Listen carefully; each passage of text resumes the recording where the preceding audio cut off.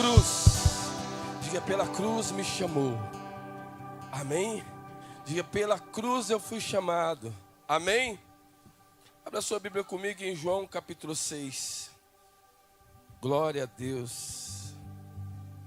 Nós vamos ler alguns versículos. Diga ao seu irmão, o motivo da minha busca. Amém? Qual é o motivo da sua busca por Jesus? Amém? João 6, versículo 26 em diante. Glória a Deus. Aleluia. Fala para o seu irmão ao seu lado. Muito bom estar com você aqui hoje, para celebrarmos a vida eterna. Amém?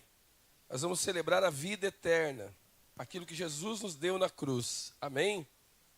João 6, 26 diz assim: Jesus respondeu a eles assim: em verdade vos afirmo, vós me buscais não porque viste os sinais, mas porque comestes os pães e vos fartastes deles. Trabalhai não pelo alimento que se perde, mas pela comida que permanece para a vida eterna. Alimento que o Filho do Homem vos dará, pois Deus o Pai colocou o seu selo sobre ele. Amém? Vai lá para o versículo de número 41. Diz assim: versículo de número 41. Então os judeus começaram a se queixar dele, porque disseram: eu sou o pão que desceu do céu. E comentavam: não é este Jesus o filho de José, cujo pai e a mãe nós conhecemos? Como pode ele dizer: eu sou o pão que desci do céu? Por essa razão, Jesus assim respondeu-lhes: não murmureis entre vós, ninguém pode vir a mim, a menos que o Pai, o qual me enviou, o atrair. Eu o ressuscitarei no último dia. Está escrito nos profetas, e serão todos ensinados por Deus. Sendo assim, todo aquele que ouve o Pai e dele aprende, vem a mim. Não que alguém tenha visto o Pai, a não ser aquele que vem de Deus. Só ele viu o Pai. Em verdade vos afirmo, aquele que crê em mim tem a vida eterna. Eu sou o pão da vida. Vossos pais comeram maná no deserto e estão mortos. Este é o pão que desce do céu, para que todo aquele que dele comer não morra. Eu sou o pão vivo que desceu do céu. Se alguém comer deste pão, viverá eternamente. Diga ao seu irmão: se alguém comer deste pão, viverá eternamente. E o pão que deverei dar pela vida do mundo é a minha carne. Houve então grande discussão entre os judeus e esbravejavam uns com os outros, dizendo: como pode esse homem dar de comer da sua própria carne? Então Jesus os advertiu: em verdade vos afirmo, se não comerdes da carne do Filho do Homem e não beberdes do sangue, não tereis a vida dentro de vós. Todo aquele que comer da minha carne e beber do meu sangue tem a vida eterna. Eu sou, e eu o ressuscitarei no último dia. Pois a minha carne é verdadeira comida, e o meu sangue é verdadeira bebida. Aquele que come da minha carne e bebe meu sangue permanece em mim, e eu nele. Assim como o Pai que vive me enviou, e eu vivo por causa do Pai, assim aquele que se alimenta de mim viverá por minha causa. Diga assim: aquele que se alimenta de mim viverá por minha causa.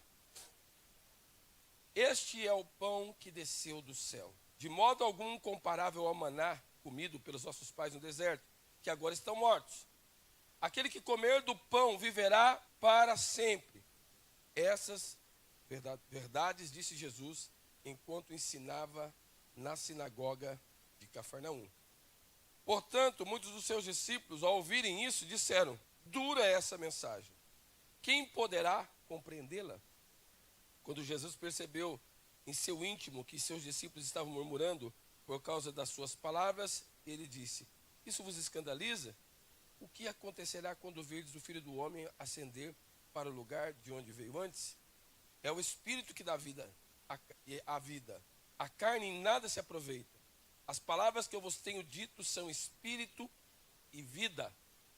Entretanto, existiu algum dentre eles que não creem, alguns dentre vós que não creem, pois Jesus sabia desde o princípio quem eram os que criam e quem iria trair.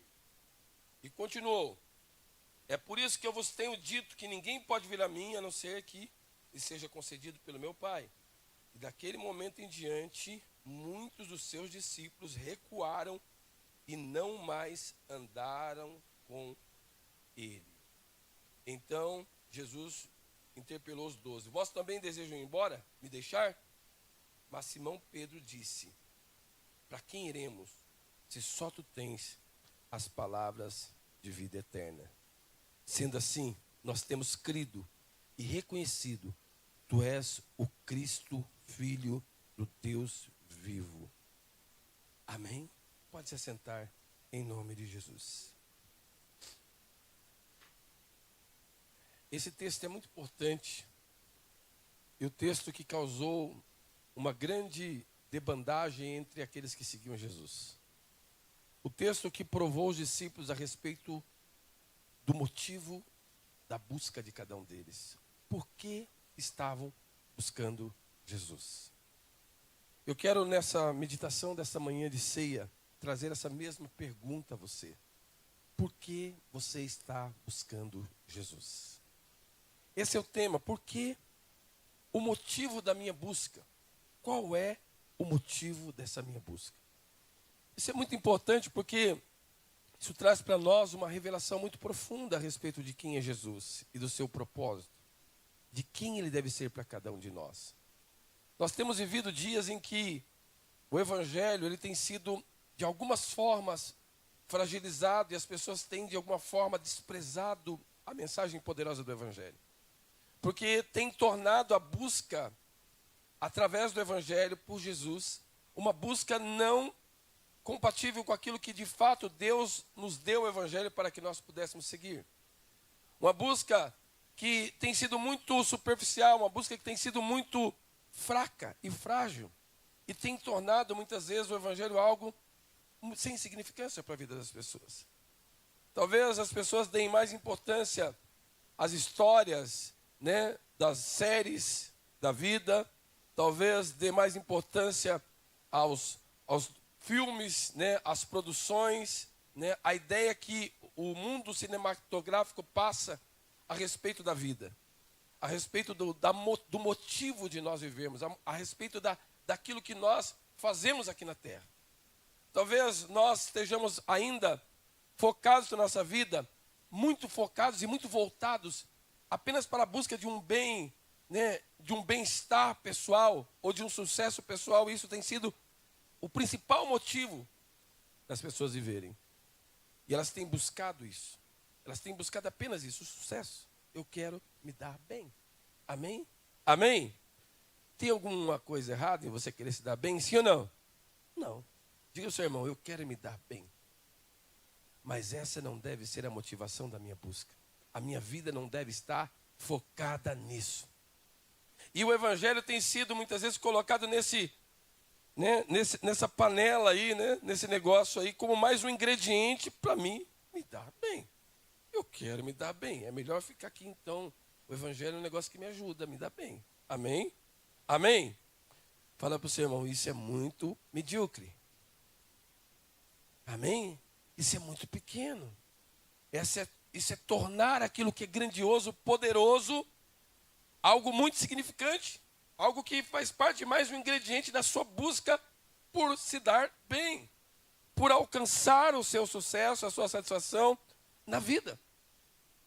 Eu sei que todos estão aqui no mesmo entendimento, todos têm a mesma visão de que você está vivendo em função de você conquistar algo, de você alcançar algo. Seja algo material, seja algo pessoal. Eu estou vivendo em busca de uma felicidade, eu quero encontrar uma família, eu quero encontrar, uma estabilidade, eu quero desfrutar dos prazeres do mundo, eu quero viajar, eu quero fazer muitas coisas, eu quero me dar bem. Mas esse se dar bem, ele não pode ser o principal motivo da nossa vida. Ele não pode ser porque ele contradiz aquilo que o próprio evangelho nos ensina. muitos sofreram, e a Bíblia diz que com ele sofremos, com ele também nós reinaremos. A Bíblia diz que com ele morremos, com ele também nós viveremos. Então há uma contradição muito grande em relação àquilo que nós buscamos muitas vezes e aquilo que o Evangelho nos apresenta. O Evangelho nos apresenta uma coisa chamada, uma coisa que o diabo corre. O pastor Eduardo gosta de deixar lá fora, porque no escuro, a cruz lá fora, alguém chega quando vê a cruz já corre. É apavorante. Imagina você no meio do escuro ver uma cruz. Você fala, Deus me livre, estou fora. Mas você não é o Satanás que corre da cruz. Por que você tem medo da cruz? E Jesus, ele fala assim, olha, aquele que quer vir após mim, a Jesus, ele estraga tudo. E você, negue-se a si mesmo e pega a cruz. Mas como eu estou correndo da cruz, você quer que eu pego a cruz? Estou fora. Fala para o seu irmão, estou fora. É assim que nós reagimos. Né? É assim que nós reagimos. Fala para o seu irmão, quem corre da cruz é o Satanás. Não era assim que os padres exorcistas faziam, né? Que não expulsavam os demônios, mas botavam a cruz, o demônio, a cruz, não. Não era assim que você assistia no filme? E por que você está correndo da cruz? Deixa a cruz ali, vamos fazer uma cruz bem grande, deixa a cruz no meio do mato, bem no alto. Porque a cruz, ela está dentro do propósito da minha busca. Eu tenho que pegar a cruz, fala para o seu irmão, eu tenho que tomar a cruz. Mas isso é algo que vai me levar a tomar a cruz, é a primeira coisa, porque Jesus ele é muito didático e pedagógico naquilo que ele ensina. Ele ensina dentro de um princípio muito, muito compreensível. Aquele que quer vir após mim, primeiro negue-se a si mesmo. Diga ao seu irmão, negue-se a si mesmo. Aí você vai conseguir pegar a cruz, porque você não quer. Então você negou você, amém? Você negou a você mesmo, você consegue pegar a cruz. Diga para o seu irmão, só você negar a você mesmo, que você pega a cruz. Mas se você não negar a si mesmo, você fala assim, não, eu não quero a cruz, então não nega a mim mesmo, eu não quero e não vou pegar. Mas agora Jesus começa com uma conversa mais complicada do que a cruz. Ele fala assim, agora você tem que comer da minha carne e beber do meu sangue. Ele fala assim, agora lascou, agora virou feitiçaria isso aqui. Comer carne, beber sangue, eu gosto de churrasco. Eu gosto de Coca-Cola. Que história é essa? Isso aqui está ficando muito complicado. Jesus começou a tumultuar o negócio. Tumultuou a conversa. A conversa começou a descambar. Aí eu só assim, eu estou fora. Jesus está, estou fora, essa conversa está esquisita. É mais ou menos assim mesmo. Ele começou a falar e ele fala muito. Ele começa a repetir muitas vezes. Não para com esse assunto. Com essa conversa. Primeiro ele fala assim, ó, eu sou o pão da vida. Amém? Fala para o seu irmão, Jesus é o seu pão. Ele representa o sustento, o alimento para a nossa vida. Ele que nos sustenta. E ele começa a falar, tudo bem, se é o pão, tudo bem, né? Algumas pessoas bonitas dizem que são um pão também, eu sou um pão, né? Não tem problema, até aí não, cada um interpreta como quer. Jesus está metido, dizendo que é um pão, né? Mas, né? Até aí tudo bem. Mas ele começa a complicar a conversa, ele começa a ir mais fundo. Ele falou assim, ó, vou falar uma coisa para vocês. Ele ofendeu eles, porque ele estava na sinagoga. E ele começa a dizer, você sabe o Moisés? E mexeu lá com a lei, mexeu com a religião. Então, os seus pais comeram pão no deserto, aquele pão lá não serviu para nada. Como assim? Aquele pão eles comeram e morreram. Mas se vocês comerem do pão que eu estou dando, que sou eu mesmo, vocês não vão morrer, vocês vão ter a vida eterna. E ele começa a dizer que ele é o pão, e aquele pão lá não tem nada a ver com ele, porque ele é o pão verdadeiro. Aquele pão é falso, aquele pão é o pão do dia a dia. O que tinha acontecido antes desse texto, antes dessa situação toda, Jesus havia multiplicado no capítulo anterior os pães. E ele começou advertindo eles, porque eles atravessaram depois que comeram para o outro lado, os discípulos, e os barcos foram atrás. Atravessaram o rio Tiberíades e os barcos foram atrás de Jesus. Jesus, quando chegou, eles chegaram do outro lado, viram Jesus. Aí Jesus falou assim, vocês estão me procurando de novo? Mas vocês estão me procurando não é pela comida verdadeira, é pela comida que perece. O primeiro motivo da busca, muitas vezes por Jesus, é pela comida que perece. Sabe, a comida que perece representa o sustento, o suprimento, sabe, das minhas necessidades. A comida pão, carne, as minhas necessidades físicas. Mas aqui está dizendo, vocês estão me buscando apenas pelas suas necessidades. Essa é a primeira motivação da busca de muitas pessoas por Jesus. Por causa das suas necessidades. E não pode se buscar Jesus, não pode se seguir Jesus por causa das suas necessidades. Jesus falava assim, olha, vocês me buscam por causa da comida. Quem é que não quer comer de graça? Né? Quem que não quer filar uma boia? No deserto, ainda que não tem mercado, não tem nada, não tem mercadinho. Né? Todo mundo com fome, Jesus vai lá e multiplica. E sobra 12 cestas, é para comer mesmo. Pode comer até topar. Não vai faltar. Amém? Então Deus, ele mostra isso lá no deserto, quando Elias, né, predizeu uma grande fome. Ele mostra que ele é o Deus da multiplicação. Ele mostra lá na viúva de Serepta. Ele mostra em vários momentos que ele é um Deus que multiplica e que sobra. Então não se preocupe com isso. A forma de Deus cuidar de você é uma forma em que você não vai faltar nada, em que você vai viver uma vida de suprimento. Essas coisas vão acontecer. Deus vai sustentar você. Você não pode resumir a sua busca de uma forma medíocre apenas às suas necessidades. Ele disse aos seus discípulos, porventura vos faltou alguma coisa? Fala para o seu irmão, larga disso, esse assunto vencido. Você não vai morrer de fome. Pelo amor de Deus. Amém? Não, mas eu tenho que buscar Jesus, que eu tenho que garantir que vai ter mesmo. Não, eu tenho que garantir que Deus vai cuidar de mim. Não. Fala para o seu irmão, larga disso. Nem de fome, nem de frio, nem de sede. Você não vai, diga assim, você não vai passar necessidade com Cristo. Amém? Deus é o Deus da multiplicação, Ele cuida. Ele disse aos seus discípulos, dai-lhe vós mesmos de comer. E a Bíblia diz que ele olhou e viu a multidão com fome. Ele falou assim, vamos dar de comer para eles. Eles não podem ficar com fome. Amém? Jesus é um bom cuidador, é um bom hospitaleiro. Ele cuida daqueles que vêm até Ele. Ele recebe bem todo aquele que vem a Ele. Ele diz assim, todo aquele que vem a mim, de maneira nenhuma eu lançarei fora. Amém? Você precisa confiar e não pode resumir a sua busca às suas necessidades. Porque esta primeira situação, que parece ser muito simples, é a situação de maior percentual de pessoas que buscam a Deus. Porque necessidade não fala apenas de uma questão física, de comer e beber, mas necessidade fala de necessidades da alma, de necessidades também espirituais. Não, é que eu estou perturbado, eu preciso buscar Jesus, porque Ele vai tirar a perturbação da minha vida. Tudo bem, você pode ser um desperturbado indo para o inferno. Não, porque eu estou doente, Jesus ele vai me curar. Você pode ser alguém curado, sãozinho, indo para o inferno. Esse não é o ponto central da mensagem de Jesus. A sua necessidade é legítima e Ele reconhece, e Ele vai suprir, e Ele vai te ajudar, mas você não pode ter uma visão rasa, uma visão superficial sobre o motivo, a motivação da sua busca por Jesus. Se você entender que Ele supre a sua necessidade, você começa a servi-lo. Porque você já tem o que você precisa, então você começa a servi-lo. Enquanto você não entende que Ele supre as suas necessidades, você quer ser servido.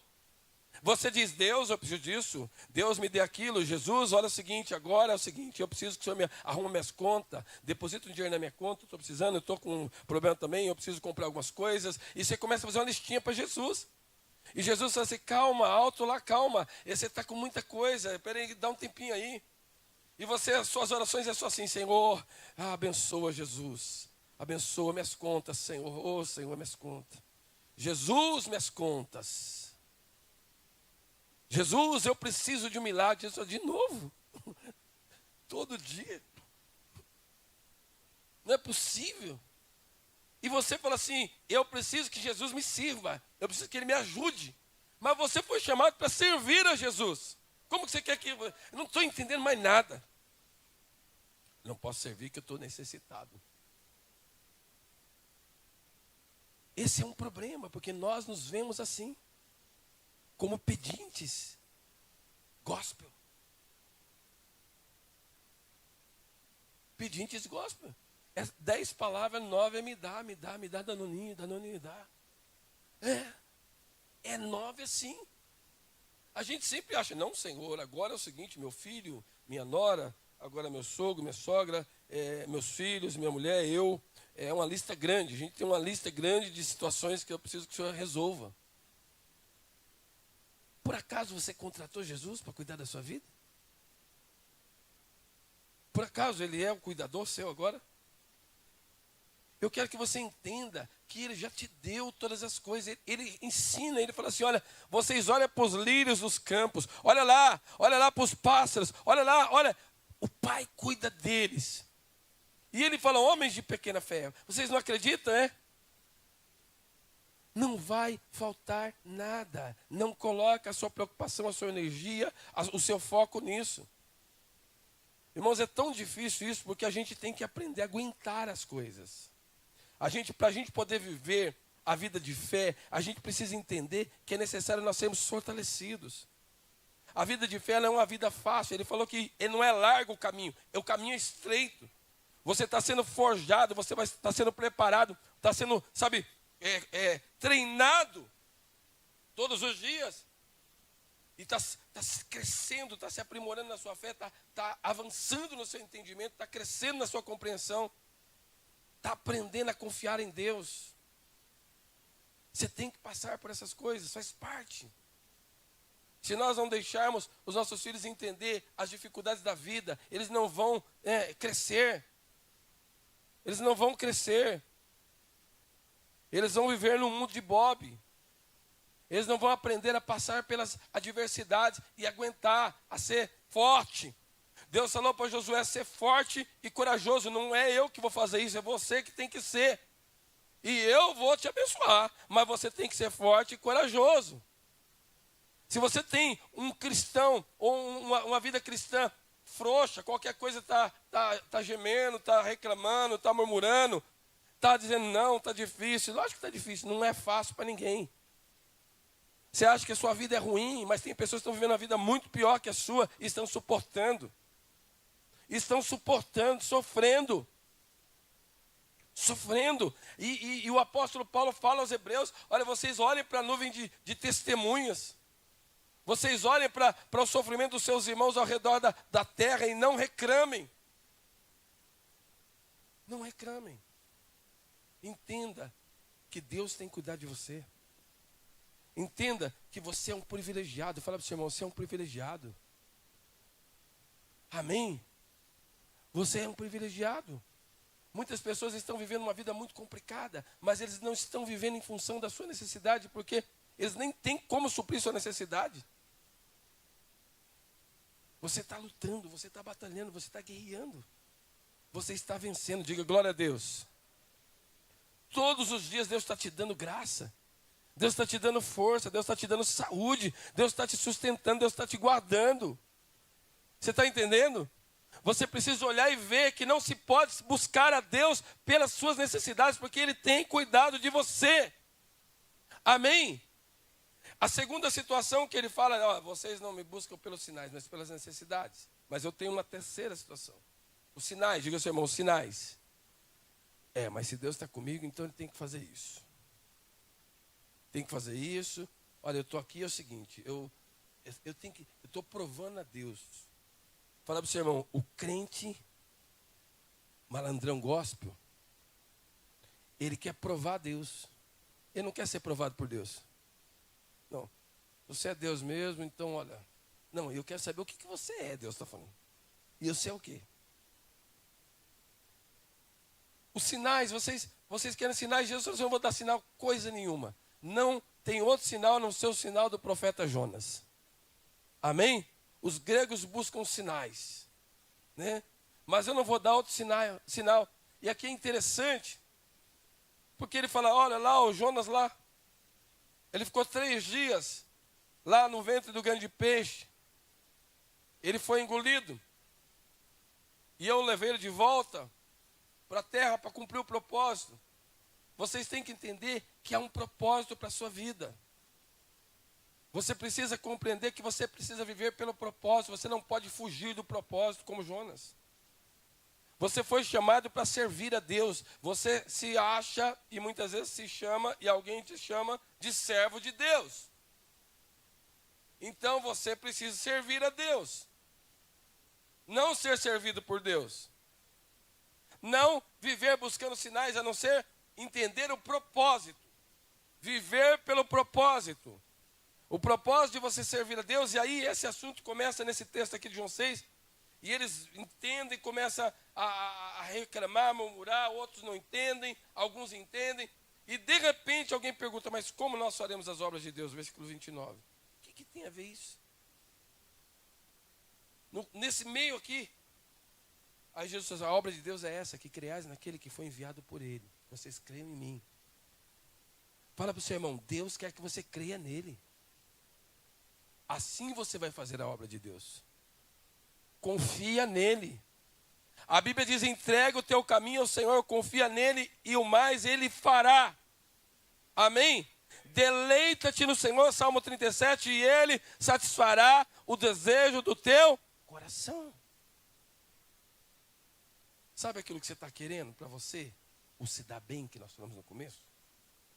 Pois é, Jesus ele quer um melhor ainda se dar bem para você. Ele tem uma visão muito melhor, porque a Bíblia diz que a vontade dele é boa, perfeita e agradável. Amém? Só que você não pode viver em função disso, e nem dos sinais. O sinal que Deus te dá é a cruz. Por isso ele fala do profeta Jonas. 3 dias, o profeta Jonas ficou lá. Ele foi lançado no mar. E ele ficou 3 dias no ventre do grande peixe. E Deus trouxe ele de volta para o propósito. O sinal é que Deus, Ele vai te ajudar a cumprir o propósito. O mar não vai te vencer. A cruz não é para te matar. A cruz é para te dar vitória sobre a morte. Você não entendeu? Fala para o seu irmão, para de fugir da cruz. A cruz não é para te matar. Fala assim, a cruz é para te dar vitória sobre a morte. Amém? Amém? A cruz é para você manter a sua vida em Deus. É para você não resumir a sua vida na terra. É para você não cessar a sua vida aqui. Existe uma vida eterna. A cruz é a passagem para a vida eterna. É a vitória sobre a morte. Ele tinha que ir para a cruz. Você tem que tomar a cruz. Você tem que matar a sua vontade. Ele disse, pai, eu não quero. Não seja como eu quero todavia, mas como tu queres. Lá no Getsemane ele falou assim, olha, se puder, passa de mim esse cálice. Mas a Bíblia diz que após ele dizer isso, seja como tu queres, veio os anjos e confortaram. Na cruz, Deus sempre vai te dar conforto. Deus sempre vai estar ao seu lado. E vai dizer, você foi chamado não para ser detido pela cruz. Mas você foi chamado para que através da cruz, você receba a vida eterna. Essa é a terceira motivação da minha busca. Diga assim, não é pelas minhas necessidades e não é pelos sinais. É pela vida eterna. Você quer coisa melhor que isso? Eu estava vendo uns documentários sobre o Egito e a preocupação do pessoal lá de embalsamar o corpo e tal, manter o corpo lá para poder ter uma outra vida. E está tudo lascado. O corpo já acabou, não teve bálsamo que segurou e não deu certo. Né? Mas o que eu quero que você entenda? Eu quero que você entenda que o que você mais precisa é viver. Porque a Bíblia diz que ordenado está o homem morrer uma só vez, depois disso vem o juízo. Aí Jesus vem e fala assim, mas olha, aquele que vive e crê em mim, nunca morrerá. Passará da morte para a vida. E ele repete várias vezes nesse texto, eu sou a vida eterna. Eu sou o pão, quem comer desse pão e beber desse sangue, ele tem a vida eterna. Não é como o pão que comeram lá no deserto e morreram. Aquele que vive aqui em mim nunca morrerá. Sabe o que é isso? Amém? Aquela busca doida dos faraós do Egito, de não morrer, de viver. E eu acho que eles tinham aquela coisa de né, de que eles eram deuses, como a história conta, e eles eram inconformados com a morte. Eles falaram, não é possível, eu sou um Deus e vou morrer. Como pode isso? Eles ficavam em parafuso. Falaram assim, não é possível, mas com todo esse poder, com toda essa força, eu vou deixar tudo aqui. Fala para o seu irmão, Jesus resolveu esse problema. E você tem a mensagem mais poderosa que possa existir sobre a terra. Você tem a mensagem da vida eterna. Você está entendendo? Você tem a mensagem da vida eterna. Essa deve ser a maior motivação da sua busca. Não deixe as necessidades e nem prove a Deus, mas prove do amor de Deus, da graça de Deus, da bondade de Deus. Não deixe as necessidades conduzirem a sua vida, sejam elas quais forem. Comece a servir a Deus. Comece a servir a Deus por gratidão por aquilo que Ele já te deu. Não aquilo que você vai ter, aquilo que Ele já te deu.